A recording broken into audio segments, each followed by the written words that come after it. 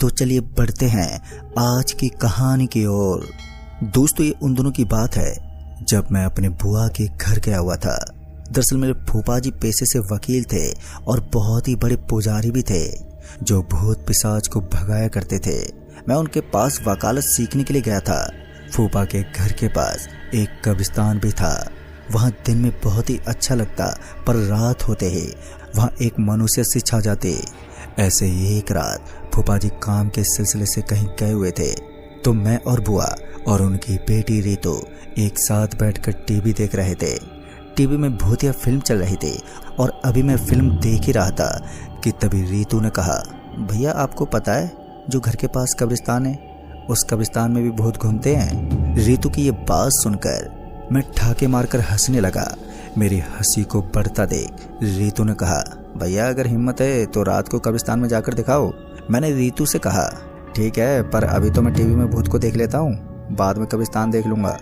मेरे इतना कहने पर रीतू चुप हो गई और हम सभी फिल्म देखकर अपने अपने कमरे में जाकर लेट गए। और फिर कुछ ही देर बाद मुझे नींद भी आ गई। रात में जब मेरी आंख खुली तो मैंने दीवार में लगी घड़ी में समय देखा तो अभी रात के 12:30 बज रहे थे। अभी घड़ी की तरफ मैं देख ही रहा था कि मुझे ऐसा लगा कि खिड़की के पास से कोई गुजरा है। पहले तो मुझे ऐसा लगा कि शायद फूफा जी घर आए होंगे और मैंने पहली बार ज़्यादा ध्यान नहीं दिया।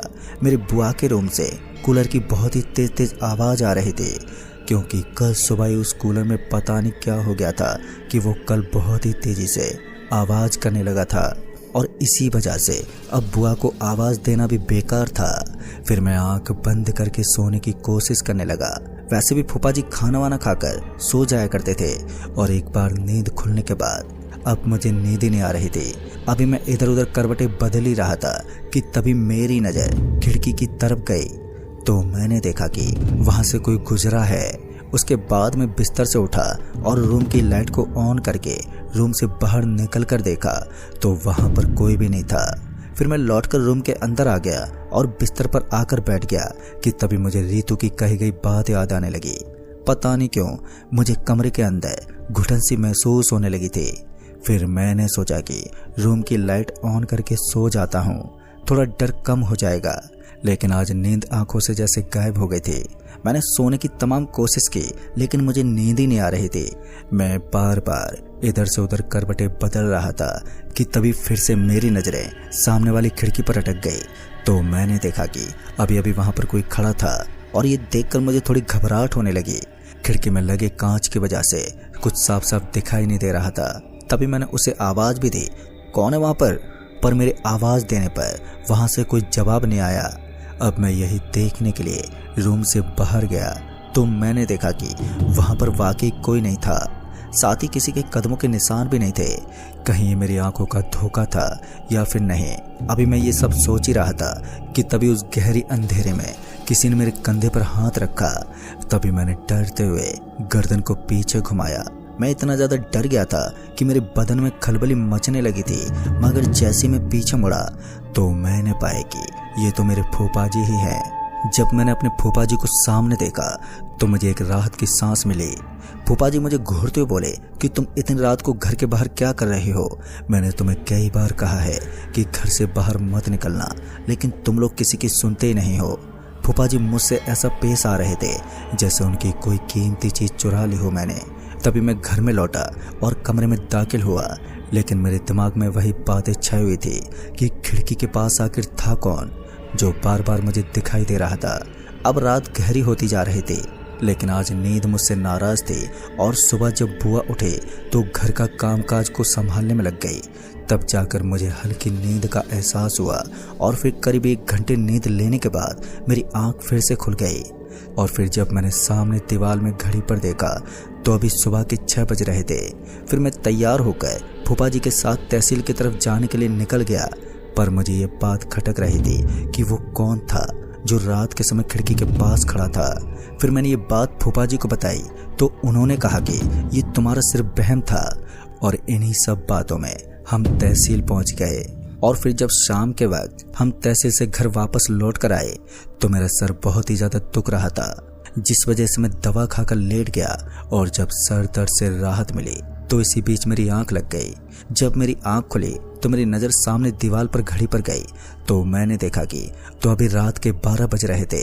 अभी मैं उस घड़ी की तरफ ही देख रहा था कि मुझे लगा कि खिड़की के पास से फिर से कोई गुजरा हो। मैं जल्दी से उठा और रूम के बाहर जाकर देखने लगा, पर वहां पर कोई नहीं था। अब मैं लौटकर वापस से घर के अंदर आ गया।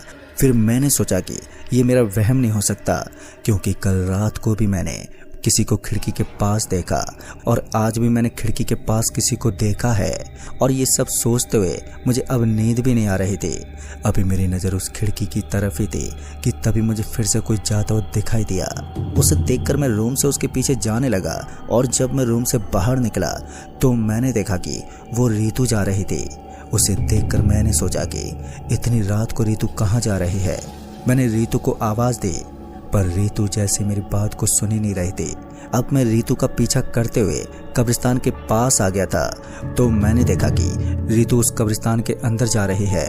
रीतू को कब्रिस्तान के अंदर जाता हुआ देखकर मैंने रीतू को फिर से आवाज़ दी, पर रीतू मेरी आवाज़ को अनसुना करके कब्रिस्तान के अंदर चली गई। उसे कब्रिस्तान के अंदर जाता हुआ देखकर मैं भी उसके पीछे पीछे अंदर चला गया। कब्रिस्तान के अंदर चारों तरफ खामोशी पसरी हुई थी और जब मैंने आसमान की ओर देखा तो आसमान में काले बादल छाए हुए थे। अभी भी मैं रीतू के पीछे ही जा रहा था कि मुझे ऐसा लगा कि कोई मेरे पीछे आ रहा हो। जब मैंने पीछे की ओर पलट कर देखा तो पीछे कोई भी नहीं था, पर मुझे अब अजीब सी घबराहट होने लगी थी। मुझे कुछ भी समझ में नहीं आ रहा था कि ऐसा क्यों हो रहा है कि तभी आसमान में बिजली कड़कने लगी। उसे देखकर ऐसा लग रहा था कि कुछ ही क्षण में बारिश होने वाली है। सामने की ओर देखने पर रीतू कहीं भी दिखाई नहीं दे रही थी। अभी मैं उसे चारों तरफ घूमकर देख ही रहा था कि तभी मेरी नज़र एक पेड़ पर गई तो मैंने देखा कि रीतू वहीं पर खड़ी थी। उसे देखकर मैं उसके पास जाने लगा कि तभी मेरी नज़र वहीं पर एक कुएं पर पड़ी जो चारों तरफ दीवार से घिरा हुआ था। रीतू उस दीवार पर चढ़ गई। उसे उस कुएं की दीवार पर चढ़ता हुआ देखकर मैं और भी ज़्यादा घबरा गया और उसे आवाज़ देते हुए जैसे मैं उसके पास पहुंचा तो वो उस कुएं के अंदर कूद गई। उसे देखने के लिए मैं कुएं के अंदर ही देख रहा था कि तभी पीछे से जोरदार धक्का लगा। जब मैं कुएं में गिर रहा था तो मुझे ऐसा लग रहा था मानो आसमान की ऊंचाई से मैं जमीन की ओर गिर रहा हूँ। मुझे ऐसा नहीं लग रहा था कि कुएं के अंदर पानी भी है। फिर जब मैं नीचे गिरा तो मेरी आंख खुल गई और मैंने देखा कि अभी भी मैं उस कुएं के पास ही खड़ा था। और फिर जब मैंने ध्यान दिया तो मैंने पाया कि ये तो मेरा एक बुरा सपना था। अभी मैं डरा सहमा वहीं पर खड़ा ही था तो मैं समझ चुका था कि ये रीतू नहीं बल्कि कोई और ही था जो उसके भेष में थी, जिसके पीछे आकर मैंने बहुत ही बड़ी गलती कर दी। अभी मैं यही सोच रहा था कि तभी पीछे से किसी ने मेरे कंधे पर हाथ रख दिया और मैं अपने कंधे पर किसी का हाथ महसूस होते देखकर मैं बहुत ही ज़्यादा डर गया था। अब मेरी इतनी हिम्मत नहीं हो रही थी कि मैं पीछे मुड़कर देख लूं। मैंने डरते हुए पीछे की ओर देखा तो पीछे एक औरत खड़ी थी। वो औरत एक काले लिबास में खड़ी थी। उस औरत को देखकर ऐसा लग रहा था कि वो पानी से पूरी तरह भीगी हुई है और उसकी शक्ल बहुत ही ज़्यादा भयानक थी, जिसे देखकर मेरे रोंगटे खड़े हो गए थे और मैं थर-थर बुरी तरह से कांपने लगा। उसे सामने देखकर मुझे कुछ भी समझ नहीं आ रहा था कि मैं अब क्या करूं। मैं यही सोच रहा था कि तभी उस औरत ने मेरा गला पकड़ लिया। उस औरत से जैसे तैसे करके अपना गला छुड़ाकर मैं उस कब्रिस्तान से बाहर की ओर भागते हुए वहां से भागने लगा। अब मैं भागते हुए आगे की तरफ गया ही था कि मेरा एक कब्र से पांव टकरा गया।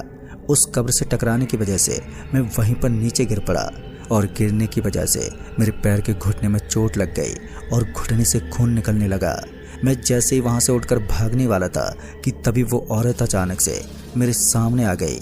उसे सामने देखकर मेरे दिल की धड़कन बहुत ही तेज हो गई थी कि तभी किसी ने पीछे से मेरे कंधे पर हाथ रखा तो मैंने पीछे पलट कर देखा तो उसे देखकर मेरी रूह कँपा गई। मैंने देखा कि उस आदमी ने अपना सर अपने हाथ में लिया था और उसे देखकर मैं तो और भी ज़्यादा डर गया था। अब उन दोनों के बीच में मैं अपने आप को देखकर बहुत ही ज़्यादा डर गया था कि अब तो मैं मारा ही जाऊंगा। अभी मैं यही सोच रहा था कि तभी फूफा जी की आवाज़ सुनाई पड़ी, जिसे सुनकर मुझ में एक उम्मीद जगी। अब फूफा जी मुझे बचा सकते थे, क्योंकि फूफा जी वकील के साथ साथ एक बहुत बड़े पुजारी भी थे जो कि भूत पिशाच भगाते हैं। फूफा जी आवाज़ देते हुए मेरी तरफ आ ही रहे थे कि मैं उनकी आवाज़ सुनकर फूफा को आवाज़ देने ही वाला था कि तभी उस औरत ने मेरा गला पकड़ लिया और मेरा गला पकड़कर वो दबाने लगी। मैं उस औरत से गला छुड़ाने की बहुत ही कोशिश करने लगा, पर उस औरत से मैं अपना गला छुड़ा ही नहीं पा रहा था। और फूफा जैसे मेरे पास पहुंचने वाले थे कि मेरी आंखों के सामने अंधेरा छा गया। और जब मुझे होश आया तो मैंने देखा कि मैं फूफा जी के घर पर था और फूफा जी सामने खड़े थे और पास में बुआ और रीतू भी खड़ी थी। दोस्तों, सभी को अपने सामने देखकर मुझे एक राहत की सांस मिली। तभी फूफा जी ने मुझे डांट फटकार लगाई और बोला कि तुम कब्रिस्तान क्यों गए थे। मैंने फूफा जी से माफ़ी मांगी और उन्हें सारी बात बताई तो फूफा जी भी मेरी बात सुनकर घबरा गए। वो तो अच्छा था कि मैं फूफा जी की वजह से बच गया, नहीं तो उस कब्रिस्तान में उस वक्त मेरा राम नाम सत्य हो जाता। तो दोस्तों, इस कहानी में बस इतना ही। कहानी आपको पसंद आई हो तो वीडियो को लाइक शेयर ज़रूर कर दें और साथ ही हमें नीचे कमेंट बॉक्स में ज़रूर बताएं। जल्द ही मिलूंगा ऐसी एक और नई कहानी के साथ। तब तक के लिए बाय एंड टेक केयर।